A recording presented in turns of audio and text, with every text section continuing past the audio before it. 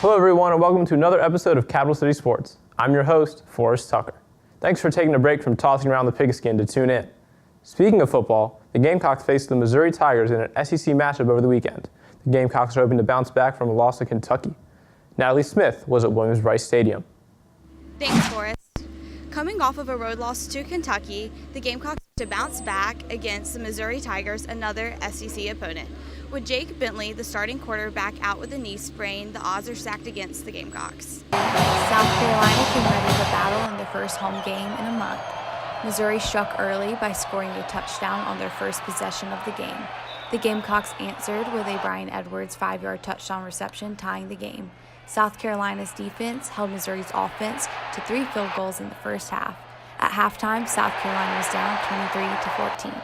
After over an hour weather delay, Tucker McCann hit a 57-yard field goal to put Missouri up 35-34 with only a minute and 18 seconds remaining in the game.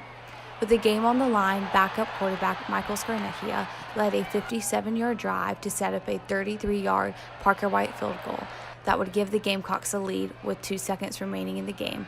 Scarnecchia threw for 3 touchdowns and for 249 yards in his first college start and led the Gamecocks to a wild and thrilling 37-35 win at home. In a game that had it all, the Gamecocks pull out a much-needed SEC East win and beat Missouri for the 3rd straight year. South Carolina will look to continue their winning ways next week versus Texas A&M here at home. For Capital City Sports, I'm Natalie Smith. Back to you, Forrest. Right on, Natalie. The Gamecock men's soccer team is 0-3 in Conference USA play this season. Against UNC Charlotte, Peyton Erickson and company looked to get their first conference win. Dylan Leatherwood was at Stone Stadium for the match. After a clutch performance against the 19th ranked team in the country, Virginia Tech, Luca Meyer looks to continue to lead his Gamecocks to victory after a slow start to the season. The 3-6 Gamecocks are hosting the Charlotte 49ers here in a non-conference matchup. The Gamecocks come into the game after a 2-1 win over Virginia Tech, while UNC Charlotte enters Stone Stadium fresh off a 1-0 victory over UAB. Both the Gamecocks and the 49ers came out early tonight, pressing up the pinch and creating good scoring opportunities. However, both teams failed to capitalize.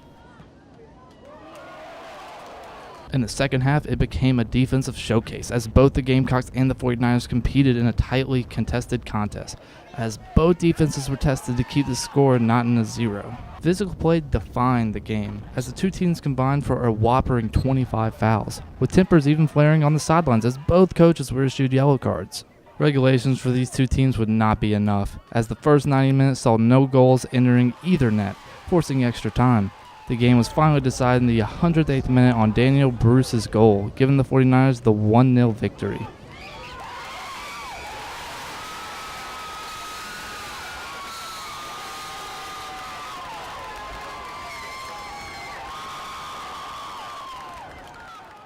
Gamecocks look to rebound from this demoralizing loss as they travel to New Mexico to play the New Mexico Lobos. The New Mexico Lobos are 3-9 this season. I'm Dylan Leatherwood for Capital City Sports. Back to you, Forrest. Good stuff, Dylan. Well, that's all the sports we have for you this week. We weren't here for a long time, but it sure was a good time. Thanks for watching. For Capital City Sports, I'm Forrest Tucker.